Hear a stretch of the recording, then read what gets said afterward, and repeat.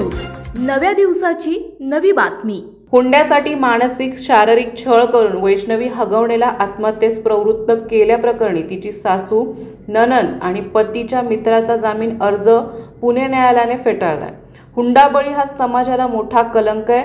9 महिन्याच्या बाळाची आई दबावाशिवाय असा टोकाचा निर्णय घेऊ शकत नाही।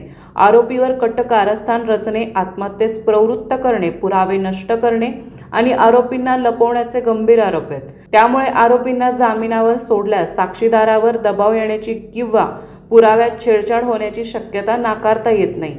पीडितेच्या हक्कासोबत समाजहितही लक्षात घेणे आवश्यक असून आरोपींना जामीन दिल्यास समाजहिताला बाधा येऊ शकते, अशी गंभीर निरीक्षणे नोंदवीत अतिरिक्त सत्र न्यायाधीश KP क्षीरसागर यांनी हा आदेश दिलाय।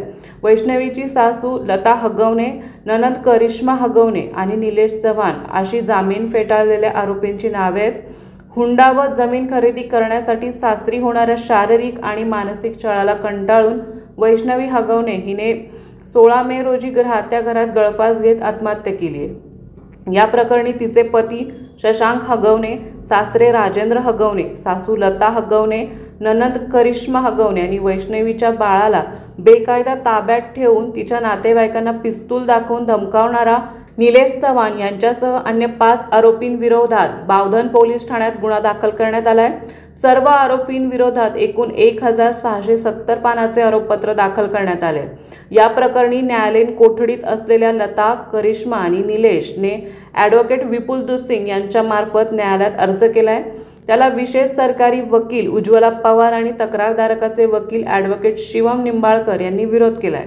शवविच्छेदन अहवालात पीडितेच्या अंगावर 30 जखमा आढळून आल्या असून दिनांक 11 ते 16 मे दरम्यान तिच्या सातत्याने क्रूर छळ केला जात होता। तिने सासरी आत्महत्या केली आहे। व्हॉट्सॲप चॅटिंग, साक्षीदाराची साक्ष ही पीडितेचा सातत्याने छळ होत असल्याचे निदर्शनास आणतात। आरोपी निलेश हुंड्याच्या प्रत्येक चर्चेवेळी उपस्थित होते।